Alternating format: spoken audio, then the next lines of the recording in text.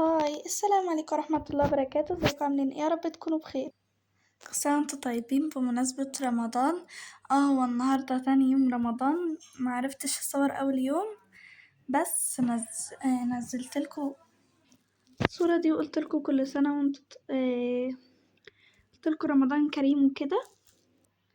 دلوقتي الساعة 2، فهنحضر الفطار. زي ما انتم شايفين كده المشتريات اللي اشتريتها مع ايمان، لسه ما روقتش حاجة منهم، بس مش مشكلة. اول حاجة هنفتح نجيب هنا دي كده، بس ما نحطهاش، نغسلها الاول. بعد ما غسلناها هنمليها مية، بعدها نحطها تغلي. وهنجيب البيض، مفيش هنا بيض، كنت جايبة هنا بيض بس مش عارفة هلاقيه فين بقى. طب ادور عليه وابقى اجيلكوا.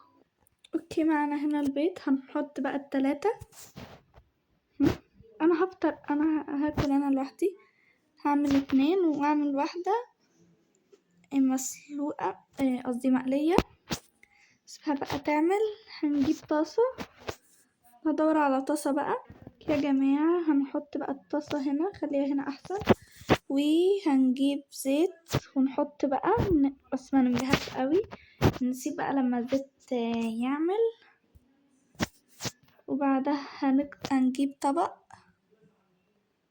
اهو، نكسر فيه البيضة، والبيضة بتقع على الأرض عادي جدا. كان في كده بتاع،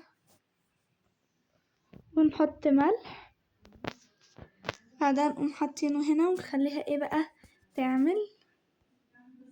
جهزت بقى، نحطها هنا في الطبق. والبيض برضو المسلوق ده جهز، نحطهم، نشيلهم بقى من على النار. والطبق الفاكهة برضو ده انا هاكل هنا بقى.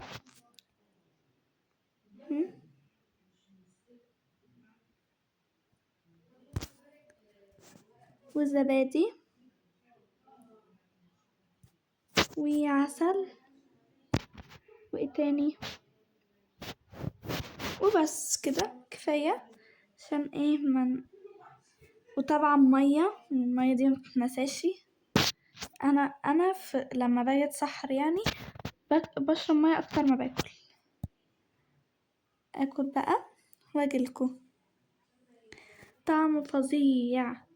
يلا باي، كل سنة وانتم طيبين، واكتبولي في التعليقات انتوا بتتسحروا ايه.